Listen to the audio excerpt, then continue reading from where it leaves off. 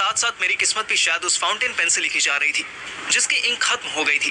मैं अच्छा भला अपने बर्थडे की खुशी मना ही रहा था कि अननोन नंबर से कॉल बैक आया और वो कॉल बैक करने वाली सुहानी निकली। बोल ना, चुप क्यों है? मैंने सोचा तुझे सरप्राइज दूंगी, पर तू तो पहले ही पागलों की तरह ताली बजा रहा था। इसका मतलब सुहानी सारी बातें सुन चुकी थी। अचानक मुझे याद आया कि मैं इतना क्यों डर रहा हूँ। सुहानी और मैं तो वैसे भी ब्रेकअप पर चल रहे थे। तो पहले ये बता, जब मैंने तुझे रात में कॉल किया तो तेरा नंबर? मेरा फोन मम्मी ने छीन लिया और लॉकर में डाल दिया। तो तू किसके फोन से कॉल कर रही थी? मम्मी के फोन से। उन्हें ध्यान नहीं रहता कि उन्होंने कहाँ रखा था। वाह, माँ नंबरी तो बेटी 10 नंबरी। Shut up. तू पहले ये बता कि रात को किस कमीनी के साथ मुंह काला किया तूने? ये ऐसे किसने बोलने सिखाया तुझे? मम्मी आजकल मुझे कलमुही ही कहती है। तू बात को डाइवर्ट मत कर, पहले बता वो कौन थी? अरे यार, कम से कम बर्थडे के दिन तो प्यार से बात कर ले। वैसे जाके श्रेया और पिंकी से कहती फिरेगी कि पार्थिव से बहुत प्यार करती हूँ, ये तेरा बहुत प्यार। सुहानी कुछ सेकंड्स के लिए बिल्कुल चुप हो गई, फिर धीरे से बोली, आई एम सॉरी। अरे रे, सॉरी नहीं बेबी, हैप्पी बर्थडे बोलना होता है। Happy birthday Motu, I miss you यार। तू कहाँ है अभी? एयरपोर्ट पर हूँ। अथर ने घूर के देखा। मुझे याद आया कि हमें तो किसी को बताना नहीं था। एयरपोर्ट पर क्या कर रहा है तू? अथर है ना, अथर यहाँ लाया। क्यों लाया तो मुझे एयरपोर्ट बता। अथर मुझे घूंसा मारने ही वाला था कि मैं बोला, विस्की दिलाने लाया। विस्की दिलाने वहाँ क्यों? यहाँ ड्यूटी फ्री मिल जाती है ना, टैक्स बचाने के लिए। शट अप यार, कुछ भी बहाने बना रहा है। बता ना, क्यों गया है? बताऊंगा, अभी जाना होगा। मैं तुमसे शाम को मिलता हूँ, तू बाहर आ जाना प्लीज। फोन काटते ही अथर मुझे घसीटते हुए चेक इन तक ले गया। भोसड़ी के तेरे चक्कर में ऐसी मस्त टॉम क्रूज वाली जॉब भी हाथ से जाएगी। तेरा क्या है, तू फिर से सीए की तैयारी में लग जाएगा। पर बहनचोद मैं कहाँ जाऊंगा? जलंधर, वापस धंधे पर बैठने। भाग भोसड़ी के, कुछ भी बोलता है। अपना मोबाइल एक ट्रे में रखकर मैं अथर लाइन में लग गए। खाली हाथ होने का फायदा मिला। झट से हमारी तलाशी हो गई और हम अंदर पहुंच गए। अरे यार, ये तो बहुत बड़ा है, यहाँ कैसे ढूंढेंगे उसे? तू उसे ढूंढ मत, बस यहाँ से वहाँ चलता रहे। अगर वो प्रोफेसर होने के सिवा और कुछ भी हुई तो वो खुद हमें ढूंढ लेगी। मतलब के चरखे, अगर राधिका कोई एजेंट या कोई कमीनी लड़की हुई तो वो अलर्ट बैठी होगी ना, यहाँ वहाँ देख रही होगी। हाँ वही तो, या फिर उसकी फ्लाइट का टाइम हो गया होगा और वो कब की उड़ के जा चुकी होगी। मनोज सर क्या बोले? उनको तो पता होगा ना कि उसकी फ्लाइट कितने बजे की है। अबे फ्लाइट छोड़, वो देख राधिका, वो बैठी है हाथ में मैगजीन लेके। एक खाली बेंच पर हाथ में मैगजीन लिए और सर पे धूप का चश्मा टिकाए राधिका बैठी हुई थी। उसने डार्क रेड साड़ी पहनी थी, ब्लैक उसका ब्लाउज था और ब्लाउज की नेक इतनी डीप थी कि अथर वो उसमें कूदकर अपनी जान दे सकता था। मुझे भी राधिका सुंदर लगती थी, पर कोई खास नहीं। लेकिन अथर का दिल तो जैसे आंटियों और भाभीयों पर बर्बाद होने के लिए ही बना था। हम बड़ी स्टाइल से राधिका के पास पहुंचे। उसका सारा ध्यान मैगजीन में था। अथर्व उसको इम्प्रेस करने के लिए हाथों की कंघी बनाकर बाल सेट करता हुआ उसके पास बैठा ही था कि वो बिना अथर्व पर नजर डाले सीरियस टोन में बोली, don't utter a single word. हैं? लेकिन तुमने हमें। I said don't utter a single word. चुपचाप बैठे रहो, सामने देखो सामने। मैंने इसे इन स्पाई फिल्म्स में देखा था। माय डॉग की कसम इतना डर गया था कि अथर्व के पास गया ही नहीं। थोड़े डिस्टेंस से ही गेस करने लगा कि इन दोनों के बीच क्या बात हो रही होगी। 2 मिनट बाद उठो और अपने स्टूपिड फ्रेंड को लेकर सीधे वॉशरूम चले जाओ। अथर्व बेचारा घबराया सा बैठा रहा। मैं तो खड़ा ही था। जैसे तैसे मेरे कान में उसकी आवाज घुस गई। मुझे समझ नहीं आ रहा था कि हम राधिका पर नजर रखने आए थे या राधिका हमें स्पाई करने के लिए बैठी थी। 2 मिनट बाद अथर्व उठा और मुझे इशारे से साथ चलने के लिए कहा। मैं तो ऑलरेडी जान चुका था कि कहाँ जाना है। हम दोनों कुछ देर वॉशरूम के साइन बोर्ड को फॉलो करते रहे, पर वॉशरूम नहीं मिला। बेंचो, ये वॉशरूम कहाँ पे है? एरो देखना, एरो। तू भी तो देख रहा है ना, तुझे मिला? एरो ही मिल रहा है, वॉशरूम का डोर नहीं मिल रहा। देख वो रहा। हाँ दिखा मुझे, आ चल। हम दोनों अलग अलग डायरेक्शन में देख रहे थे। वॉशरूम दोनों तरफ था।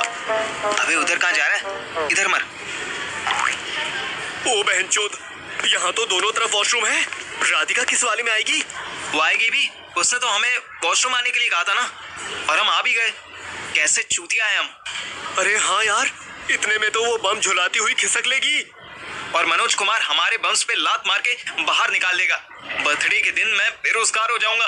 अबे ओ बहनचोद, बंद कर अपना ये बर्थडे सॉन्ग। साला सुबह से बर्थडे किया जा रहा है। तू अब 10 साल का नहीं रह गया, समझा? ग्रो अप चूतिया। ओ ग्रोन अप ताऊ जी, मुझे ज्ञान मत दो। खुद ही बच्चों की तरह राधिका के इशारे पर खींचे चले आए। अरे तो अब क्या करें? मैं सोचने लगा। फाइनली मेरा फुद्दू दोस्त मुझसे सजेशन मांग रहा था। एक काम कर, वापस चल, लेकिन उसकी बेंच पर नहीं जाएंगे। ऐसे पॉइंट पर खड़े हो जाएंगे जहां से हमें राधिका भी दिखाई दे और ये दोनों वॉशरूम भी। हाँ, ग्रेट आइडिया। चल चल चल। हम वापस जाने के लिए मुड़े ही थे कि राधिका लेफ्ट वाले वॉशरूम में जाती दिखाई दी। देखा, मैंने बोला था ना कि लेफ्ट वाले में चलते हैं। रहने दे, जो तेरा लेफ्ट है ना वो उसका राइट है। हैं? अबे कोई सेंस है क्या इस बात का? बताऊंगा बाद में। चल चल चल जल्दी। हम जैसे ही ये जेंट्स वॉशरूम में घुसे तो वहां वाटर टैप खुला मिला। देख, अमीर लोग कैसे पानी की बर्बादी करते हैं और गरीब बेचारे टैंकर की लाइन में लगे रहते हैं। मैं टैप बंद करने ही वाला था कि राधिका पीछे से आई। उसने वॉशरूम के बाहर मेंटेनेंस का बोर्ड लगा दिया और दरवाजा बंद कर दिया। उसके हाथ में एक छोटा सा कलर माइक जैसा ब्लैक डिवाइस था। उसने मुंह पे उंगली रखी और हमें वाटर टैप बंद करने से रोक दिया। क्या हुआ? आपने हमें यहाँ क्यों बुलाया है? राधिका ने फिर मुंह पे उंगली रखी, कोई बटन दबाया। जैसे ही कुछ बीप्स बजी, राधिका ने डिवाइस वापस पर्स में रख लिया। हमारे पास केवल 300 सेकंड्स हैं। जो मैं कह रही हूँ उसे बहुत ध्यान से सुनना। पहले ये बताओ कि 300 सेकंड्स का मतलब क्या है, और कम से कम 2-4 मिनट तो रुको। मोसड़ी के 300 सेकंड्स का मतलब 5 मिनट है। आप बोलिए मैम, क्या सीन है? राधिका बार बार दरवाजे की तरफ देख रही थी। फालतू बातों के लिए टाइम नहीं है अथर, ध्यान से सुनो। तुम जिस एजेंसी के कहने पर मेरे पीछे पड़े हो ना, वो प्राइवेट एजेंसी है। So what? प्राइवेटाइजेशन तो पूरे देश में हो रहा है। Shut up. प्राइवेट कंपनी है, इसलिए they work only for money. They are not loyal for the country, समझे? ओह अच्छा, तो कंट्री के साथ लॉयल कौन है, आप या फिर आपके साथ वो ठरकी बुड्ढा? तभी किसी ने जोर से डोर नॉक किया। यस, जिस गवर्नमेंट ऑफिसर के पीछे मैं पड़ी हूँ वो खुद करप्ट है। Ma'am, to be very honest, मुझे कुछ भी समझ में नहीं आ रहा है। कोई बाहर से दरवाजा पीट रहा था। राधिका ने फुर्ती से बैग में से एक बैच निकाला और अथर के सामने रख दिया। मुझे डाउट था कि इतनी जल्दी अथर पढ़ भी पाया होगा। सी, मैं गवर्नमेंट ड्यूटी पर हूँ। इससे पहले कि अथर बैच देख पाता, राधिका ने वापस पर्स में रख लिया। फिर उसने बहता पानी बंद किया और दरवाजा खोलकर उसी के पीछे छिप गई। एयरपोर्ट स्टाफ के 2 लोग अंदर घुसे और हमसे लॉक करने का रीजन पूछने लगे। मैंने झूठ बोल दिया कि अथर ने उल्टी कर दी थी। हम दोनों उसी को साफ कर रहे थे। उन दोनों से बात करते करते मैंने दरवाजे के पीछे देखा तो राधिका गायब थी। सुबह के निकले मैं और अथर शाम होने तक थक के चूर हो गए। पहले हमें यही समझ नहीं आया कि राधिका के साथ हुआ क्या था। फिर हम ऑफिस गए तो मनोज ने हमें पूरी तरह धो दिया। हमारे बताने से पहले उसने बताया कि राधिका की डिवाइस की वजह से वो उन दोनों के बीच का कन्वर्सेशन नहीं सुन पाया। अथर तो अपनी सफाई देने लगा, पर मैं यही सोच सोच के परेशान हो रहा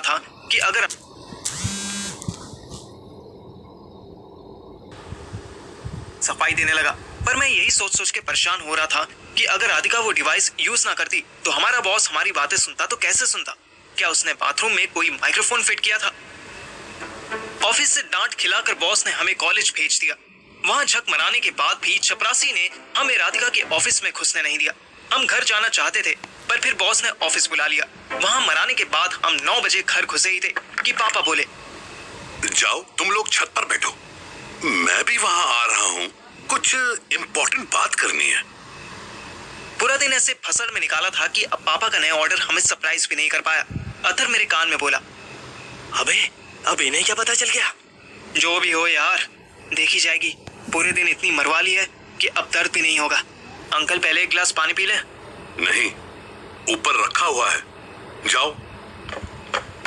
हम दोनों खुद को खींचते हुए छत पर पहुंचे तो देखा छोटा सा कमरा जगमग कर रहा था। टेबल पर कांच के गिलास में चिल्ड रूह अफ़ज़ा था। वाह यार, पापा भी ऐसे प्रैंक करने लगे। हमारे लिए रूह अफ़ज़ा बना के रखा है, वाह। बाहर से श्रेया की आवाज आई। धफर, वो पापा ने नहीं मैंने बनाया है। एंड टेस्ट करके देख, रूह अफ़ज़ा नहीं है वो।